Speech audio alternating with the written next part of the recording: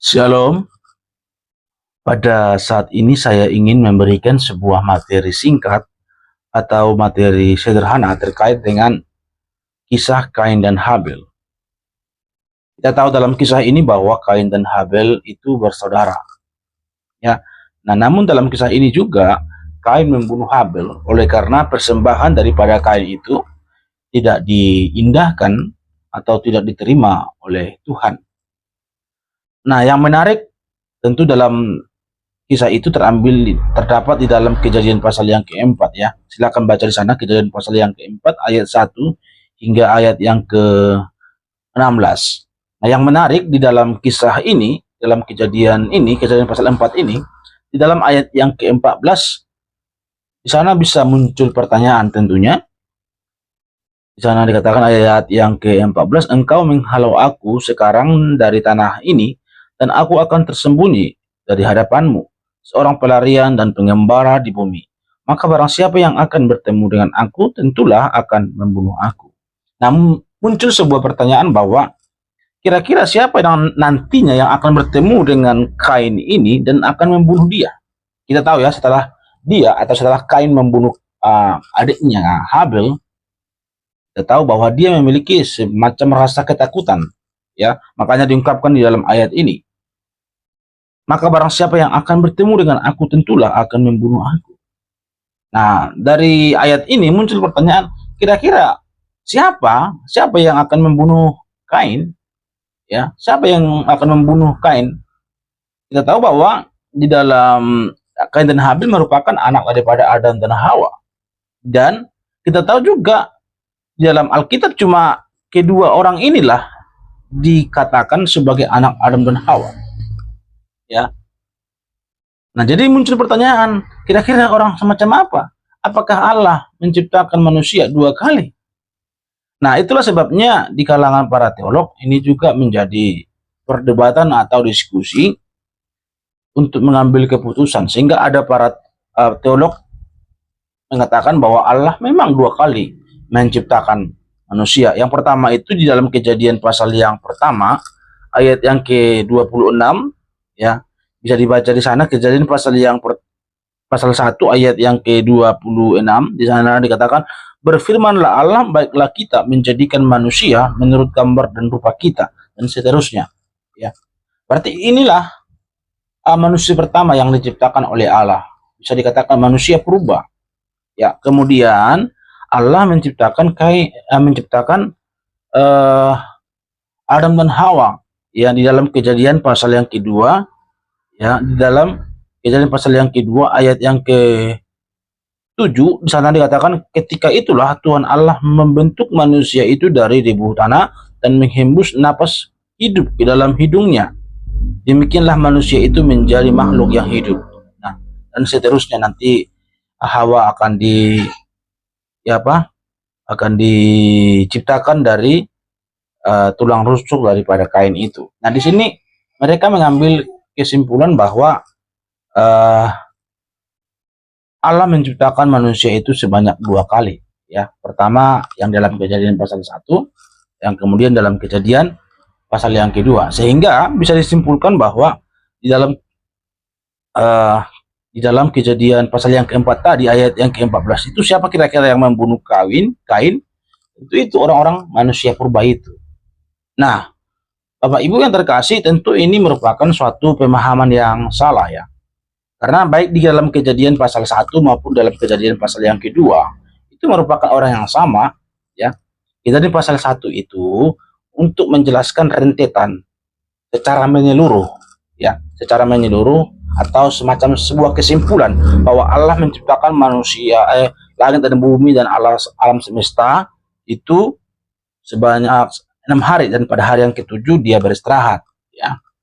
Nah, sehingga di dalam Kejadian pasal yang kedua tetap juga manusia yang sama ya, tetap juga manusia yang sama, cuma hanya lebih spesifik saja untuk menjelaskan yang di dalam Kejadian pasal 1 ayat yang ke-26. Jadi itu manusia yang sama, bukan berarti Allah menciptakan manusia itu sebanyak dua kali ya.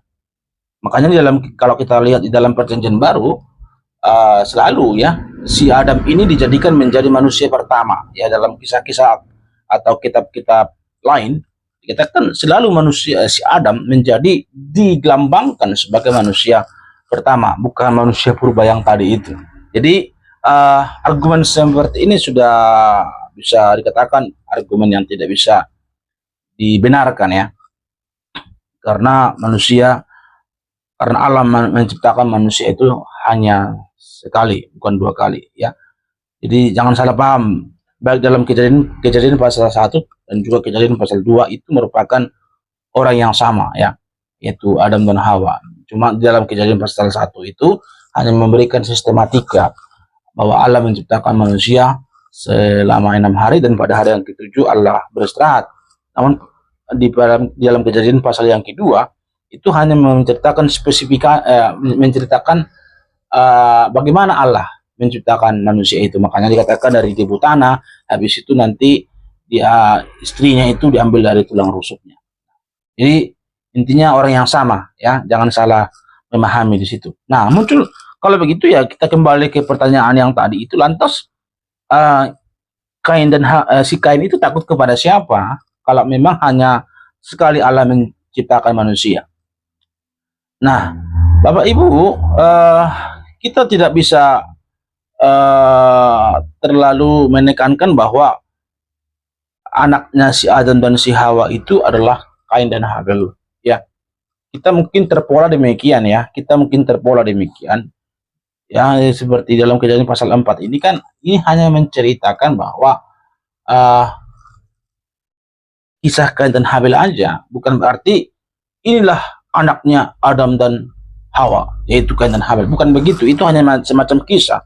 Jadi masih banyak dari anak-anak daripada Adam ini yang tidak dicatat di dalam Alkitab ya.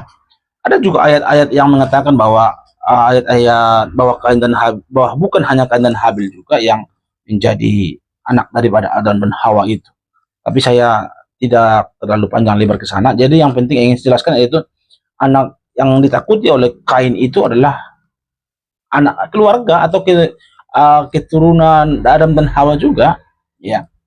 Ya, kita tidak tahu apakah juga Habel pada waktu dibunuh itu sudah berkeluarga. Ya mungkin aja anak-anaknya atau mungkin cucunya begitu, karena kan kita tidak tahu umur berapa Habel ini dibunuh. Apakah sudah berkeluarga atau masih lajang, kita tidak tahu. Kalaupun istilahnya masih lajang ya bisa aja sesama keluarga mereka, anggap saja Kain anak pertama, Habel anak kedua, ketiga, keempat, kelima, kan begitu. Karena kan Alkitab memang tidak menjelaskan secara keseluruhan anak daripada Adam dan Hawa ya.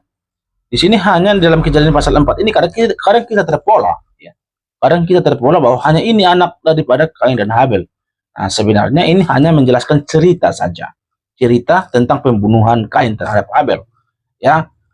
Apalagi di dalam zaman tersebut kan perempuan tidak pernah diperhitungkan untuk dicatat dalam sebuah kisah ya. Jadi siapa yang ditakuti oleh si Kain? Tentu keluarganya, saudaranya, mungkin saudaranya, kalau tidak ya kalau sudah posisi berkeluarga si Habel waktu itu ya anak-anaknya atau mungkin cucu-cucunya atau mungkin istrinya dan juga keluarga dari istrinya, kan begitu ya. Mungkin pertanyaannya, kalau begitu ya terus sebelumnya itu nikah atau keturunan mereka itu seperti apa sehingga si Habel bisa punya istri lah, kira-kira kalau kita beranggapan ya istri, kira-kira istri Habel itu dari siapa? Kok bisa sampai ya banyak manusia pada waktu itu ya? Saya yakin bahwa ada kawin saudara pasti ya, ada semacam kawin saudara. Tentu ini tidak dosa ya, tentu ini tidak dosa karena belum ada hukum yang mengaturnya pada waktu itu, belum ada hukum atau undang-undang yang berlaku pada waktu itu, semacam hukum Taurat. Tentu hukum Taurat itu baru muncul setelah zaman Musa ya. Jadi mereka disaksakan aja ya. Kalau logikanya kalau mereka tidak kawin mengawin sesama saudara ya, sebagaimana kan terjadinya regenerasi ke berikutnya. Jadi saya yakin semacam Kain juga nikah kepada siapa, pasti kepada saudaranya. Habel juga nikah kepada siapa, dan keturunan-keturunan yang akan membunuh Kain ini juga siapa, tentu sesama mereka itu, sama anak-anak daripada Adam dan Hawa. Namun belum ada aturan yang memberikan perintah tidak bisa mengawinkan saudara atau saudarinya, karena kan belum ada hukum Taurat pada waktu itu. Ya, nah, kembali kepada pertanyaan ini, Kain takut kepada siapa? Ya, saudara-saudara yang lain. Kalau enggak, ya lebih spesifik. Kalau Habil sudah berkeluarga pada waktu itu, ya anak-anak daripada Habil, atau mungkin saudara-saudara daripada istrinya Habil. Ya begitu ya. Jadi nggak perlu ada suatu suatu kesalahpahaman lagi di dalam kisah ini. Ya, tapi tentunya bukan seperti penafsir yang mengatakan tadi itu ya, bahwa Allah menciptakan dua kali manusia. Nah, kiranya penjelasan ini menolong Bapak Ibu sekalian supaya semakin hari memahami setiap kesulitan yang terdapat di dalam iman kita dan juga di dalam Alkitab. Kiranya ini menolong, Tuhan memberkati. Shalom.